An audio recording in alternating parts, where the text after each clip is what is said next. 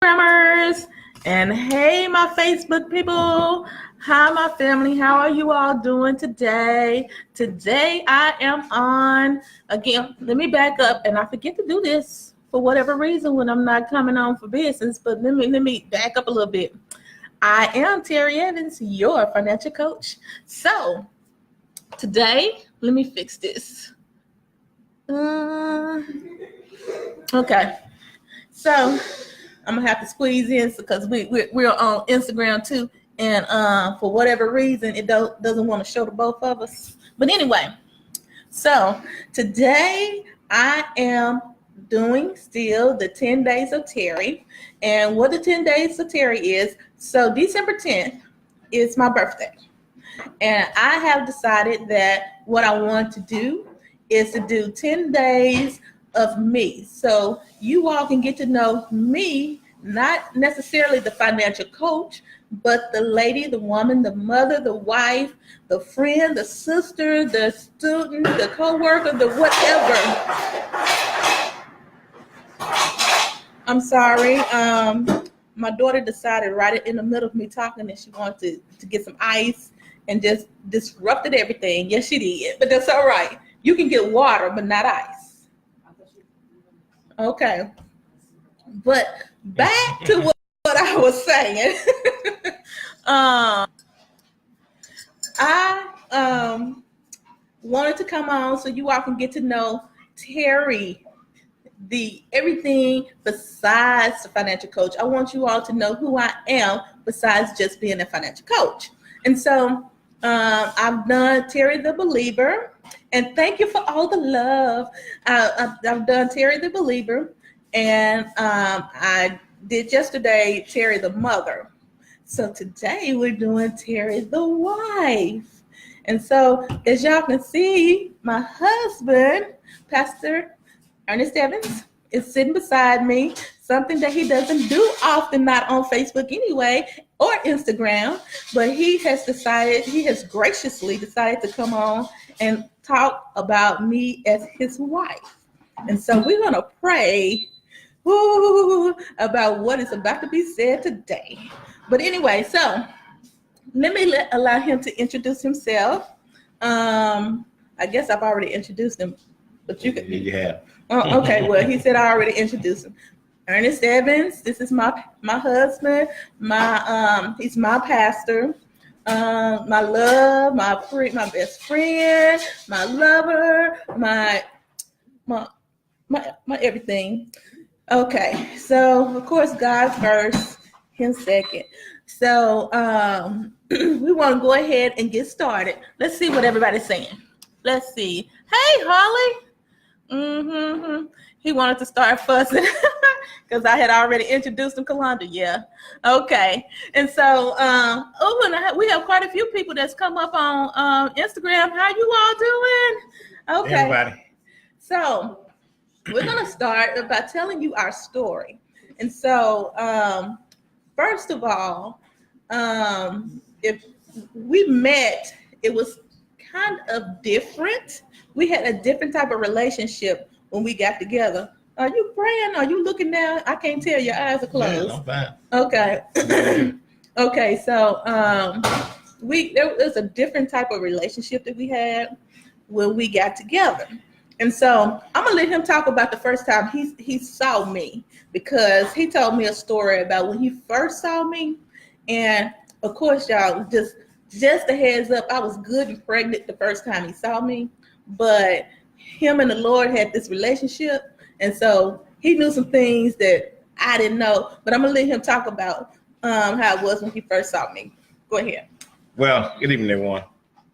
It was we did different churches at that time, and so our pastor did a singing program, and so I was one of his assistant pastors. I wasn't a pastor then, but I was his assistant. And so if they were in the church, she was in the choir stand. I was at another church, right? It was another church. Mm-hmm. And that night, we went to the program.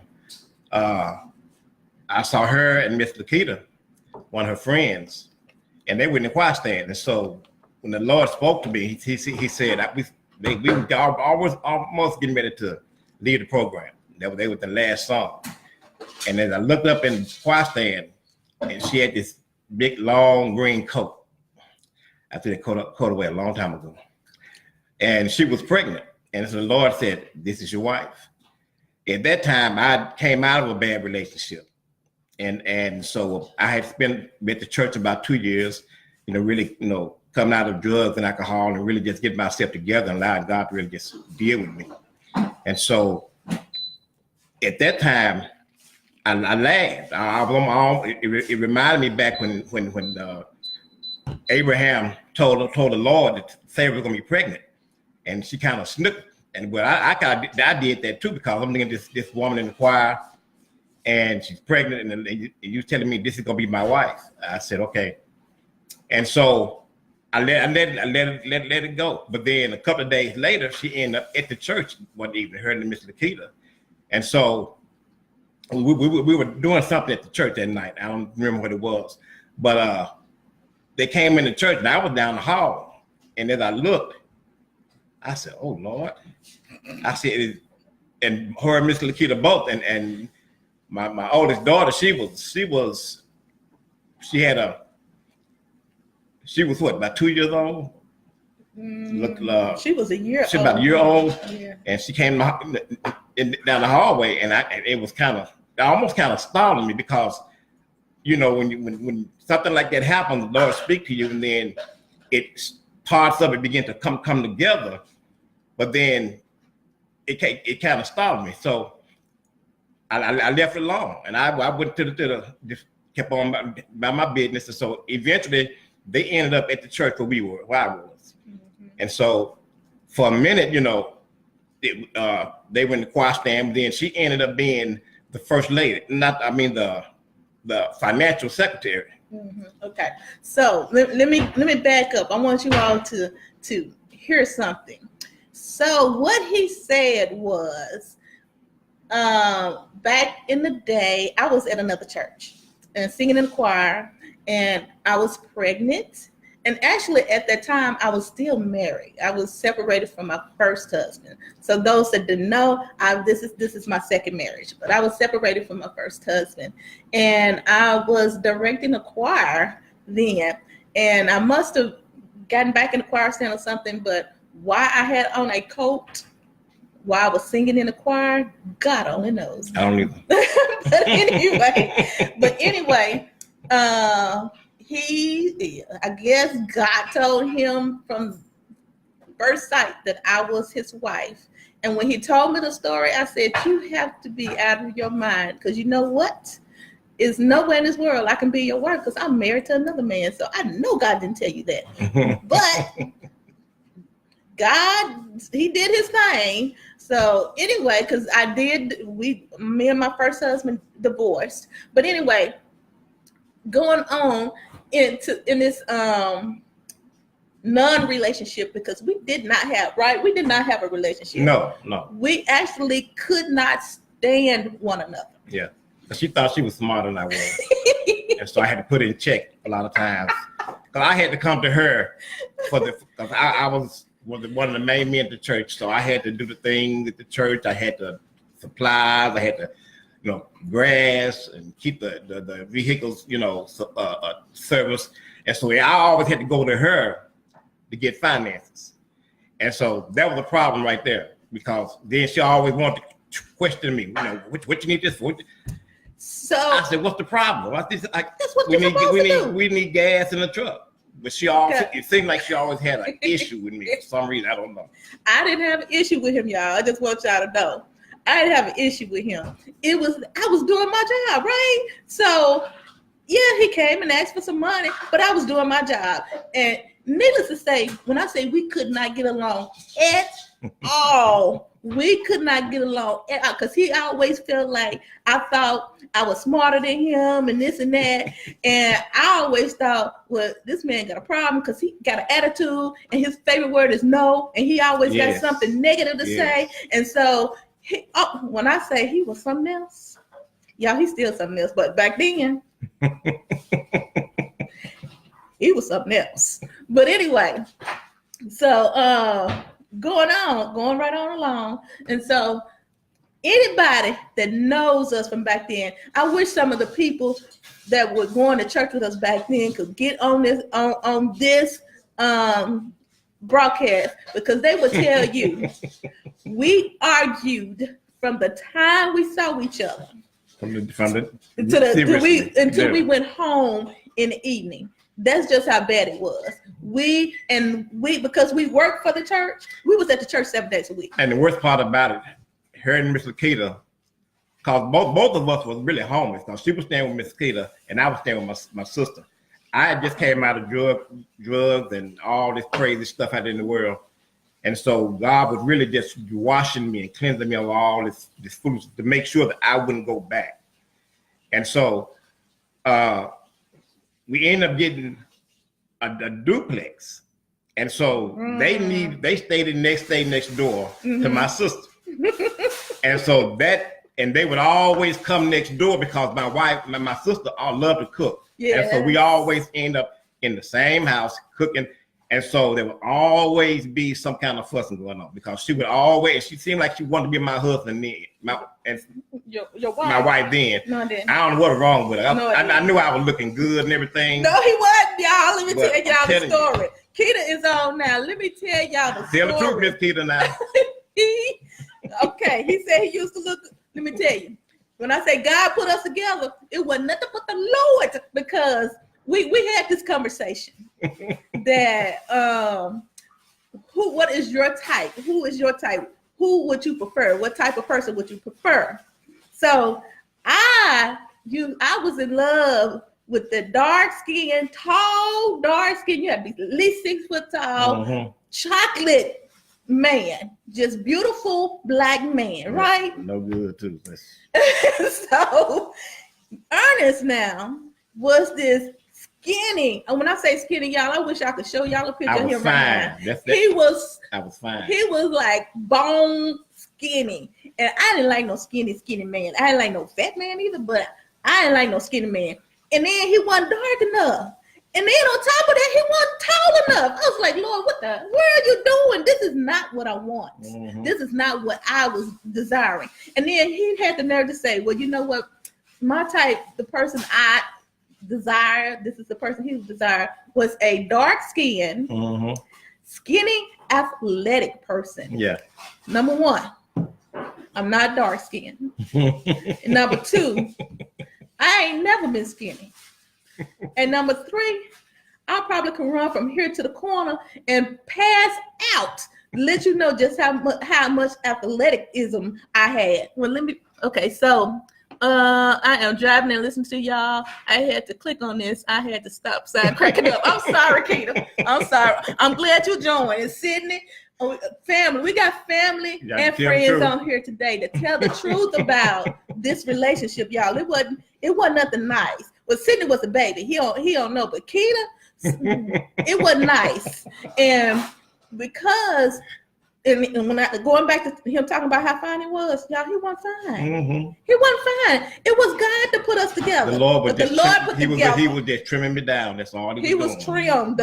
He was this skinny. And then, this skinny. Can y'all see my pinky? And my pinky is a little plump. So that lets you know he was smaller than this. He was bony. Okay. He said, y'all fought and argued all the time. Yes, we did. We fought. This was before we got married. Okay, so let's go on with the story. So we argued, we fought, we looked at each other and said, we know well this got to be God, because it ain't nowhere in this world that we could get together on our own. And well, we hadn't talked about anything like that. No. And so the thing is that when the Lord spoke to me, a lot of my past started showing up at the church. Yeah. And that right there kind of scared me, because I said, okay, Lord, now you y'all hear me? I had to go to the pastor and talk to him. I said, Pastor, look, I said, I know what the Lord has told me. I said, but at the same time, this right here just showed through the door. And he told me, he said, you know what? He said, all I can tell you, he said, don't do nothing. He said, just wait and let God work it out. And so I'm, because a lot of times you have a habit of going back to your comfort zone whether it's relationships or anything else. And so I was scared because of going back to my, where I come from and getting caught up again. I was really, fearful of that. And so I stayed away from a lot of stuff at the church. My 24 hours was at the church every day, day in and day out. That was a safety zone for me. And so once the Lord moved a lot of stuff out the way, but then he began to speak to me. He told me, he said, "Now go talk to Pastor Hayes and let him know." You didn't supposed to say his and name. So what I did was I went and talked to him that night, and I told him what the Lord told me. And the only thing he told me, he said, Ernest, he said, if the Lord is telling you that, he said, do one thing for me. He said, don't hurt nobody, don't hurt her. Hurt somebody's feelings or getting somebody caught up in anything. I said, okay. I didn't realize that she had already talked to the first lady. And so she started getting fussy with me because I wouldn't just come on and tell me, why don't you just go and do what the Lord told you to do? Yeah, and so yeah, let me tell that story. Let me tell y'all my side of the story. So my sister got married. Actually, let me back up. November 24th, which was a Thanksgiving that year. Yeah. Because remember, I was pregnant when we met, right? So I ended up having my baby. I had to have an emergency C-section on that day. Mm-hmm. And it was funny to me that this man that I did not know, because we had just started going to the church that November, right. And exactly. By the 24th, I had a baby. And it was funny, this man that I did not know showed up at the hospital to see him and the pastor to see me and my baby. Yeah. And then a month later, my sister got married, right? And she decided, well, I want you to be my maid of honor, and I want Ernest to be the best man. No, her sister did this. And I was like, why do you want that little skinny man to be the best? Can y'all not find somebody? Define me, no. Can y'all not find somebody else?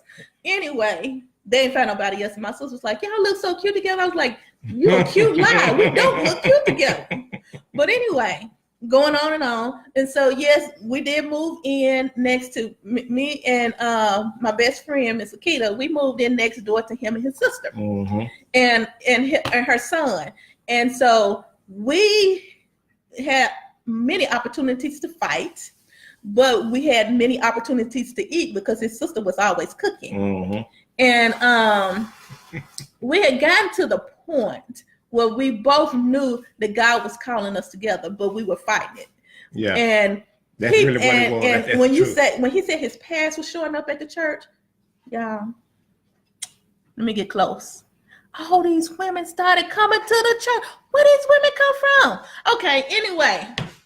So he had, and I'm like, why these women running after this little scrunchy man? That's what I want to know. And so, okay. And so I stepped forward because he was being a little slowful. And y'all, I don't suggest nobody do this. But anyway, I told him, I said, me and the Lord been having a conversation. I don't like you, mm-hmm. but I know that you're supposed to be my husband. And he was like, yeah. And I said, yeah. I just smiled. Yeah. Look at Sidney said he didn't know that. And he was like, yeah. But that's not the right way. I didn't propose. Let me back up and say that. I did not propose to him. I would not propose to a man. If you can't propose to me, you can't have me. But anyway. Sidney did call you a player, did he? Anyway, so yes, and then he had the folks at the church ready to fight over him. I mean, he was doing crazy stuff, and I was like, "Are you serious? Where these women come from, and what is their problem?" And these people are at the church. Women at the church now. They had went and bought dresses and hairstyles, and they would buy him suits and everything. And I was like, but I was still being faithful to God. Because it get to the point to where you stuff like that start happening and you will get caught up. And so I had to really back up from a lot of stuff because I knew what God was telling me. But then at the same time, you know, you mess around and people try to give you stuff to draw you in. And they was that's trying to draw the me in. And after he actually proposed, and it was funny because when they announced the engagement at church, nobody had a clue. And the pastor stood up and announced the engagement, and the first thing you heard was, "What?" And I was like, "Ooh!" And then everybody was like, "Yay! All right." But the very first thing was, "What?" And so because everybody knew that we just, it was something else going on between the two of us that just wasn't, you know. And so even after we decided, just let me tell y'all this story, y'all. After we decided to go ahead and get married and everything, and we were engaged, and he properly proposed, and so on, I decided, okay, so this man, he came dressed, and so I'm gonna go buy him some clothes, right? I went and bought him this nice little short set. You know, back in the day, they were like the Bermuda shorts or whatever. I bought him the khaki shorts and a nice shirt and some sandals. Ask me why, y'all, and this is no lie. Ask me why this man came to church with the shorts and shirt and sandals on with a pair of tube socks on. Not even church socks. They were tube socks, white socks, with the little, back in the day, they used to have a little color around it, right up under the knee. This is how he came to church, y'all. And I was like, I am so ashamed. I'm so ashamed. And this is who I'm supposed to be with. I'm so ashamed. But he swore he was fine. Now, the first time I saw that he had ever shaved from the time I met him was the day I walked down the aisle, and when I saw him, I was like, "Is that the same man?" Wow. I sure did. Yes. You ain't lying. He just thought his eyes got big, and yes, I did. I was like, "Oh, he looked normal." That was the first time I ever seen him with a shaven face. She had found gold. Whatever. Yeah. No, you found gold. You found the gold. gold. You found the gold. You found your treasure, didn't you? Go and say it. Go and say it. Don't laugh. Go and say it. You don't want to say it? But all right, I found my treasure. Okay, all right. So, anyway, let's move on. Now, to get to some of the serious part. Now, after we got married, we did things a little bit backwards now. Okay, we didn't really date because we both worked at the church. Yeah. And so we didn't really have that chance to really go out and date and go to movies and go out to eat and stuff. We didn't do any of that. But we knew that God had called us to be husband and wife. So we went ahead and joined anyway. Y'all, my kids in here can't tell y'all about the honeymoon, but just know I was scared out of my wits because we hadn't really dated. He had never seen me out, you know, without clothing. And I was scared to death. And that's crazy because I had been married before. You wouldn't think I was like that, but I was absolutely scared because I'm like, this man ain't never seen. Boy, if he see this, because of some of the stuff I went through with my first marriage, I'm like, he ain't gonna want to see me naked. But anyway, and we ended up staying in a hotel, for about 2 weeks? Yeah. Because we had nowhere to go. Here's the thing, and this is the worst part. It was so crazy because both of us were homeless, didn't have any money. I didn't have a job. My job was the church, and that was it. That was it. And so we had to do whatever we had to do. And so just so happened, I think we ended up with sharing for a while. Until we got a little apartment down. You missed one. But when we first we ended up, no, because I ended up getting pregnant on our honeymoon. I ended up getting pregnant. Y'all understand, I had a 1-year-old when we got married. I had a 1-year-old and a 7-month-old. I got pregnant on my honeymoon. And so we didn't have a place to stay. So our pastor had a shed in the back of his house. Yeah, that's it. With no bathroom, no windows. We had an air conditioner sitting on top of a table. And because I had my daughter was a year old and I had my son, they had a little potty chair. You know how kids had a little potty? And so we had to use the bathroom in a little potty chair because we didn't have a bathroom. And sometimes what the pastor did, they had a sliding door in the back, right there, because it was close to the house. And they would leave the door open for us at night, even during the day, if we need to get in the house. And so a lot of times that's what we do. That's what we had to do for about how many months? It was a few months, but until we got a trailer. Yeah. Mm-hmm. And then again, a trailer way out backside of Rose City.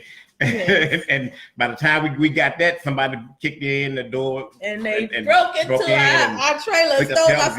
And stuff. Yes. So we was like, man, we can't win for losing. And so we ended up moving back in with my sister-in-law after going through all of that. And even backing up, when we were staying in that in the shed, literally it was a little, you know how the little tool sheds be in the backyard? When we were staying in the shed, every time I would get pregnant, my knee would go out, which was crazy.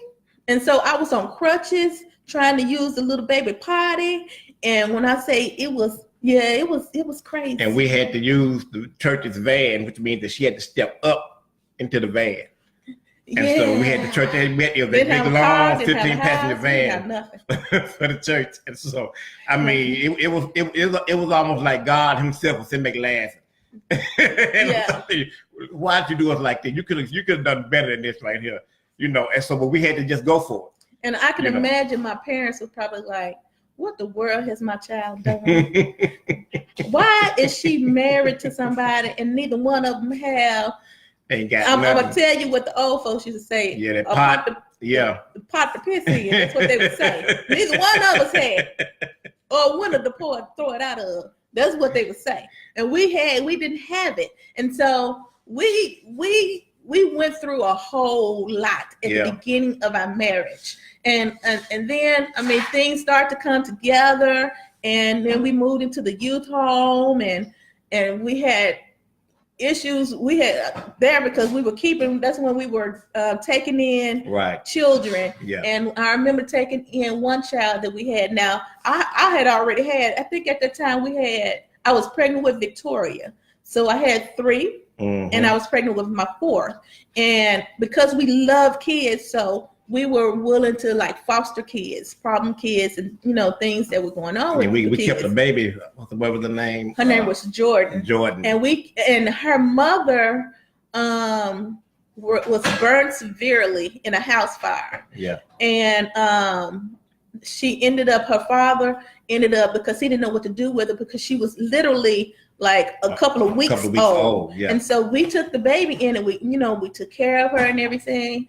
And right before I had Victoria, which was, so she was like 6 months old. Yeah. Her father came back and got her, and I was just done because I was like, I did not want him to take this baby because she had become my baby because she was nursing with her mother, and so I had to really take care of her because it was awful, and her mother died. And when her mother finally died, her biological father came back and got her, and it was very rough. That was kind of hard. Yeah, it was hard on us because we didn't think she was going to die, and it really hurt him. And I think that he needed something to to hold on to. Yeah, because he was out there in the street, halfway ganging and stuff, but. He was a good person. He had a good heart, and he was willing to come back and get his daughter and raise her. And he did a pretty good job. Mm-hmm. And so we went through that, and then we ended up in what our kids called the big house. Yeah. And the big house, by that time, I was having baby number 5. Yeah. So I guess, when they say when people don't have anything, all they have time to do, all right, my kids in the room, so I can't say much. But anyway, so we multiplied. We didn't have much money, but we multiplied. Yeah. And so we were on baby number 5. And then we ended up, and we're not going to give too many details, but we ended up going through a very emotional split with our church. Yeah. And we had to leave the church, and it was extremely painful because at that time we were not only in love with each other, but we were in love with the ministry that we were part of and the people there. And when I say it was a very extremely emotional thing. It was very emotional for us both. And when we had to leave the church, we had to make a decision. And our decision at that point was to leave the church. And when we left, because the church at that time paid for our home, it paid for one of our vehicles, we kind of was like just out again. We have built up and have moved into a very nice neighborhood in Lakewood. And in a very nice home, but because we were not supporting ourselves, because we were working for the church full time, we lost our home. And so we had to start all over again. And this time we didn't have anything but children. And then I found out I was pregnant with number 6. Okay. And my daughter's over here shaking her head like, Mama, what was wrong with you? She found gold. Whatever.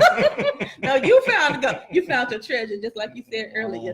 But anyway, so going through that, and then because we had been in the church, we were here at this church a good 10 years. 10 years, yeah. And so this was our life, and so we hadn't really worked outside of the church. So I was able to get a seasonal job doing some taxes. And he was able to. I was in a warehouse. Yes, cold storage. Yeah. And so he went and started doing janitorial. Anybody that listened to us last night with my children, and we talked about how him being a neat freak, and they said, well, he's like the white glove man that walk around after you clean up and you do the glove and see if it's any dust on it. That's him. He loves cleaning, and so that was right up his alley to go there. But we still the check. I wasn't getting paid enough. Yes. And so I had to still. But then I ended up working with my brother. He ended up having a shredding company, working with a shredding company, and so that kind of brought us, leveled us off for a minute. Yes. But then in the midst of all of that, by the time we got our own home, 4 bedrooms, nice little neighborhood, I ended up having a stroke. Yes. And this was the beginning of our test together. Yes. Because we really hadn't been tested as a couple and a family, and we ended up me having a stroke, and that was all of my finances. I mean, that was it. But by the grace of God, my the owner, he was willing to pay my salary for a whole year, because the insurance still didn't cover anything. And so in the midst of all that, she had to take on the load of working, and she had to. Then we had 6 kids. We had one in daycare, we one in elementary school, middle school, 2 of them in middle school. And so she had to do all this transporting back and forth, because by that time they were growing up. And so, and it was a hard job. She had to go way across Little Rock to, get the kids from school. Cause the baby was, Ariana, she was in daycare. And so she had to go get her to over in school. Yeah, she was in, I forget. Okay. But anyway. We had to go get her from work, come all the way back home. Because I wasn't able to drive then, because, I had to wait before they, checked me to make sure I drive again. And so she had to do all the ripping and running, the driving and everything. And it was even more before in that, because when he had his stroke, I had literally just started working a job. Yeah. Literally, I had only been there like a couple of months. And so I had to tell them I can't work full time anymore.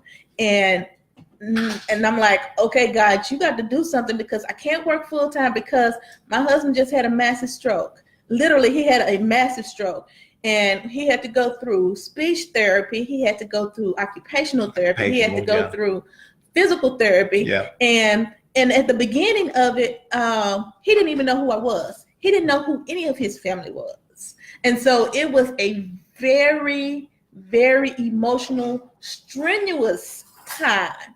And I realized then, I was like, okay, God, something got to give, because if this man can't go back to work ever because they say he's disabled, he is totally disabled. What the world? I'm making $10 an hour. I have 6 children. How in the world are we gonna be able to take care of this family? And so when he got to the point where he could really understand me again, we would talk, and we talked about me going back to school, and he was like, yeah, you might need to go back to school because you can't do anything like this, And so I ended up going back to school. So I was going to school full time, working full time. My children, which I didn't say this at first, we were homeschooling our children at first. Right. And so we had to put our children back into school, and put them in school for the first time. So it was an emotional time for my entire family. There was a whole lot of changing we had to do. Oh my God. For about 3 or 4, almost 5 years.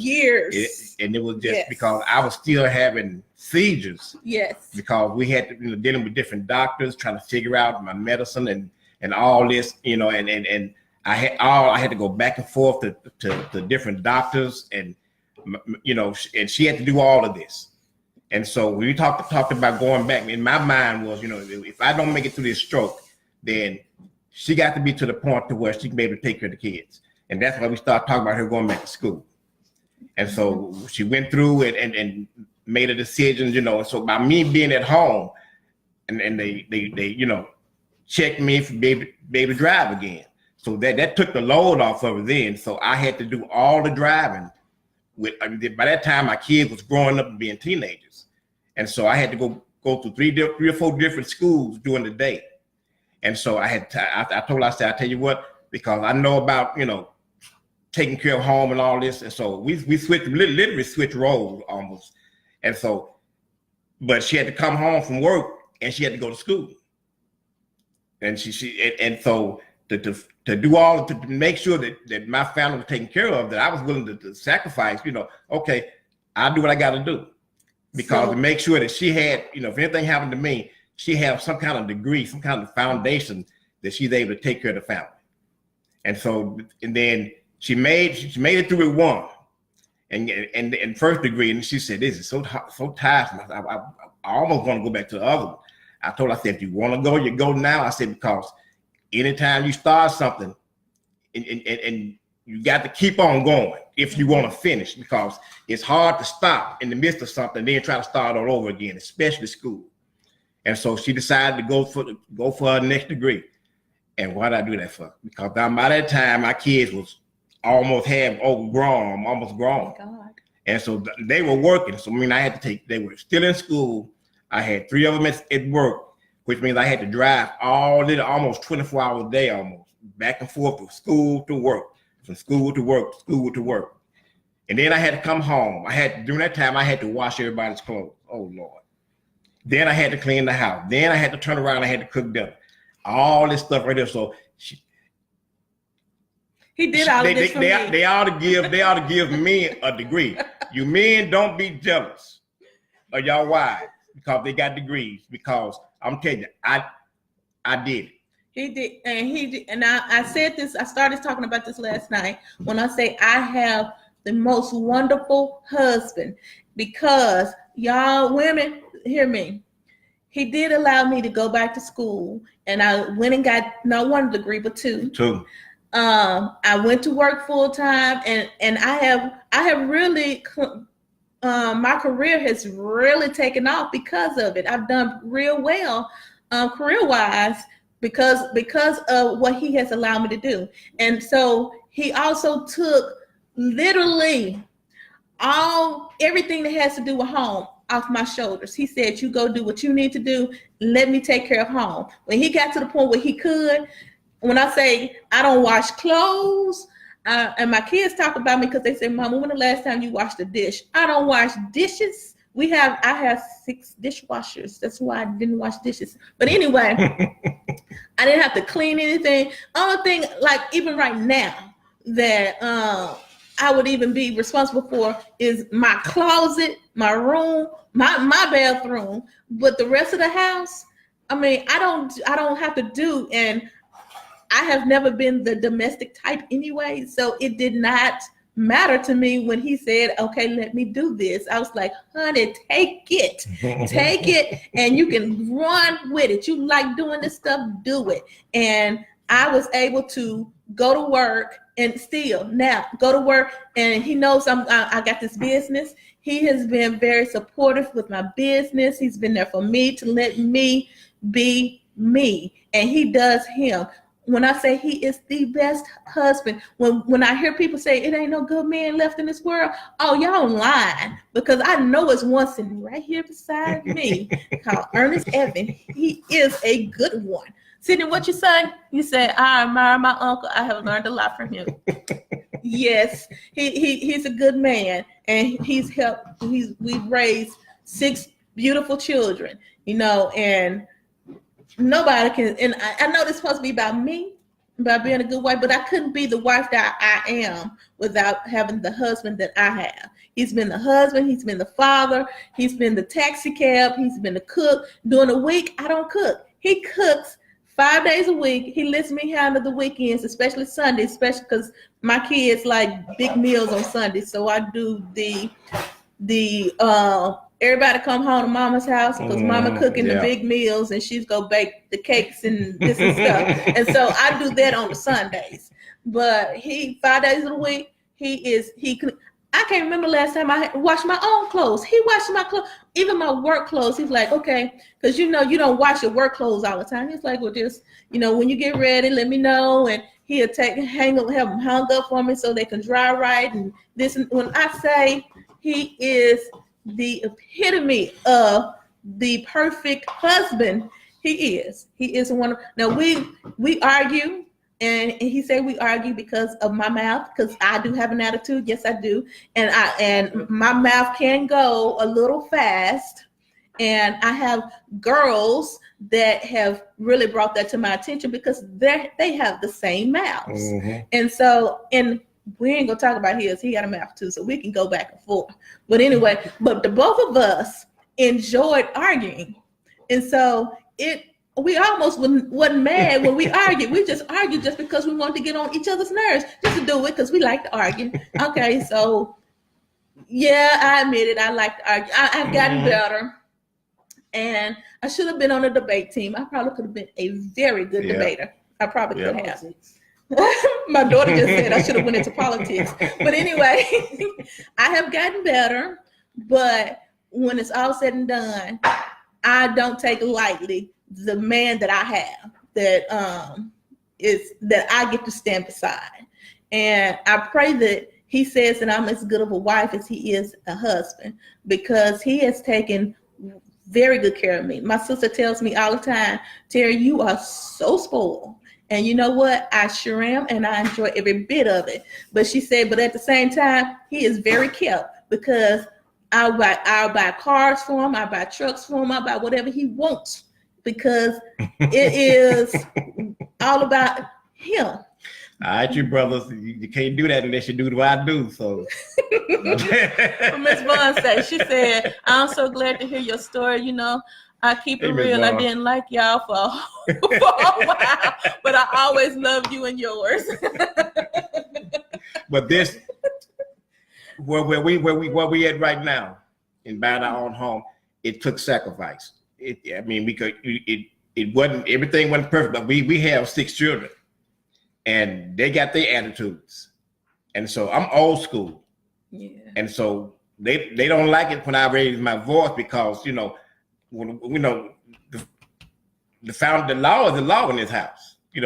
God is the law, and I'm gonna run by what He says. And this day and time, don't nobody want to hear it, but to me, it don't even matter to me, because this is how it's gonna be. And sometimes I get to the point, I get overbearing. That's why sometimes I go to the garage, I go to the car, I drive around, because I have to bring myself down. But still, the law is the law in the house. He is the king of the castle. He is. It's not about pride. It's just there are things in the house there has to be a foundation, in the house. And so you got teenagers, and I got 2 boys, I had to hurry up and get them out and help them grow up because 2 boys and 4 girls, and now I'm by myself. I messed up because now I got 5 women in the house, and all of them got miles. Well, don't forget, ladies. Even the 14, and then the dog. The dog. But I got to deal with put the dog in check. She's a girl too. And so I don't know what she get. I'm in this, I'm in this by myself. At the same time, everybody want to come to our room. I don't have no space in the house at all. And so now we got this house. I'm still looking for another bigger house. We're gonna build with a hidden room somewhere just so ain't nobody come to. They're not gonna even know it's built. They're trying to figure out what's that over there. It ain't nothing. We're building our next house. We've already decided because anybody that listens to me on a consistent basis, I'm all about the dream and the things that I plan on doing. And God has brought us from nothing. And this is literally, y'all, we were like to the ground, nothing, to where we are now. And it's not like we made it, but we're doing a whole, Lord, 5 million trillion zillion times better than we were when we started. And Keita, thank you, because she said, let me read what she said. She said, what a great testimony for anyone listening who feels they can't rise up from the situation, a mode of life they're in. You guys are proof that with God, it can be done. Yes. Keep Yana at your room. Sydney is silly. Okay. So, yes, teenagers, Miss Terri. Yes. So yes, I have an adult daughter. Then the rest of them, I got two. Well, I got 19. One. She's 19. I got one at 25. Then I got one that's 16 and one that's 14. That's the baby. So y'all know how my day goes. Then you have me. And then I got my wife. So you know how my day goes. And so a lot of times I get tired. When I see a storm coming, I just leave the house.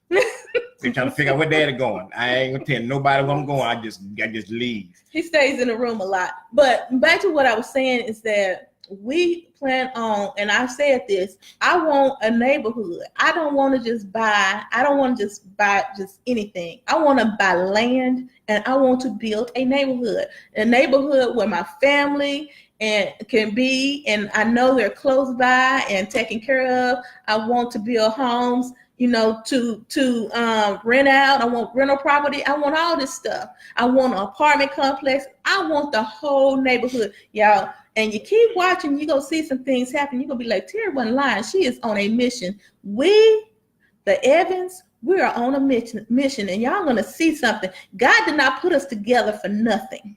And and I pray to God that somebody listened tonight and heard that regardless to even financially, you heard that where we were financially, we were at ground zero.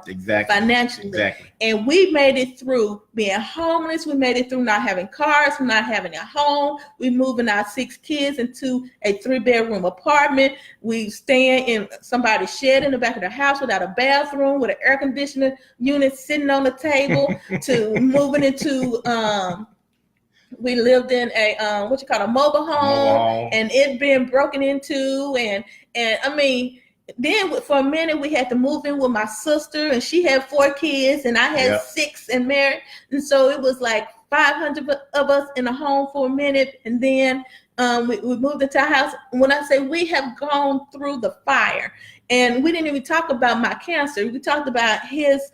I forgot about that. In the midst of me getting back on track, with being able to be mobile, she ended up having cancer.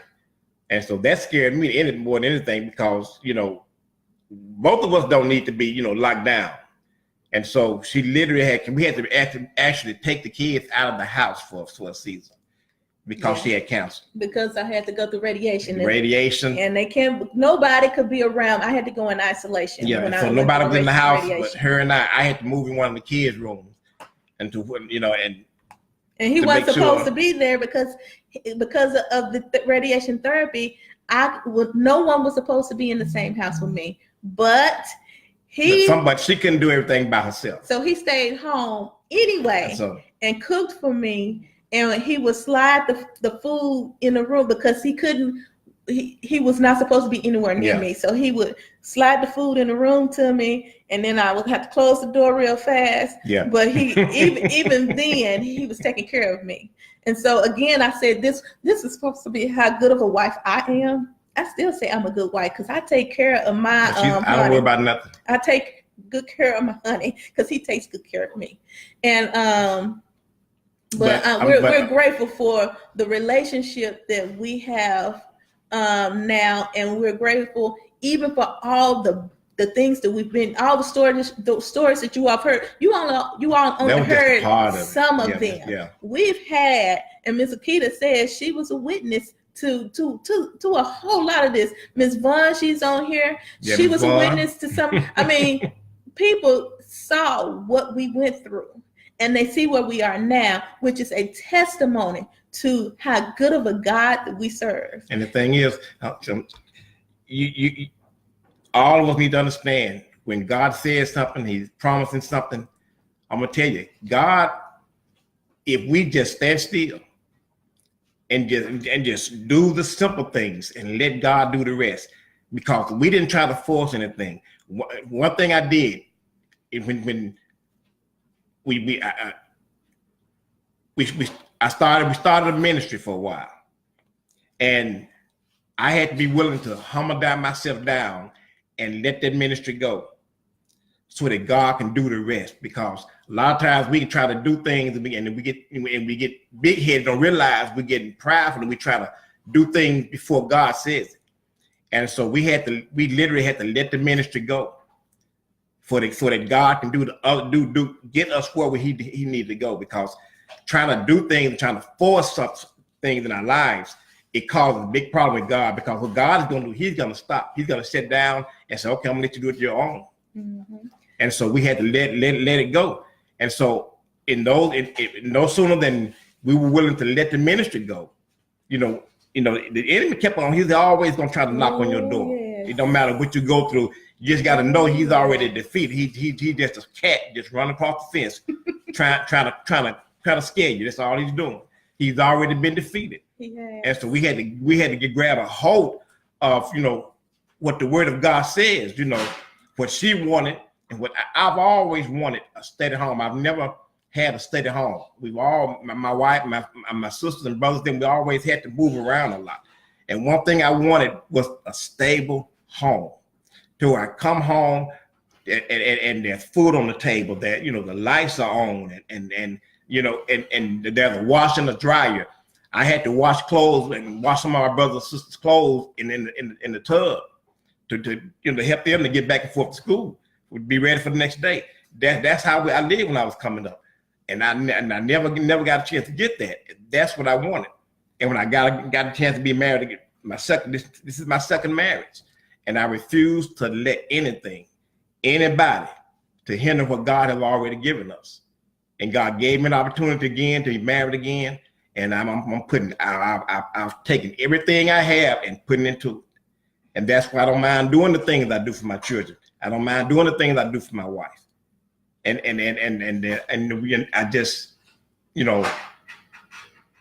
I just want everybody to know, whatever God is promising you, whatever God is telling you, He's gonna bring it to pass.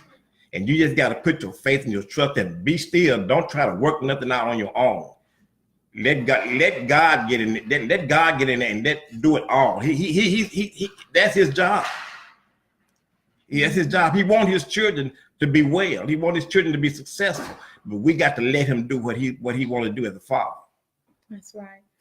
Okay, y'all, we've been on here way past our time, and I'm glad for all of those that stuck around, because it was some of you all, y'all stayed the course, and I just appreciate you tonight.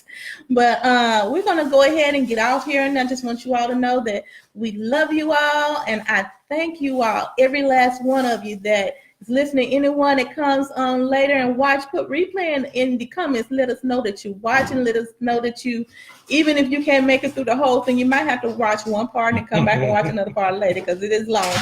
But put replay in the comments. Let us know you watch. Share the video because I want people to know who I am, who my family is, who I represent, and what we're all about. And yes, you see me, Terri, your financial coach, but your financial coach is married to a wonderful man. I have 6 beautiful children, and I love my Savior, my God, with all of my heart. Amen. All right, so we're about to sign off, y'all, and we will see y'all next time. There you are. You all have a good evening. Good night. Good night.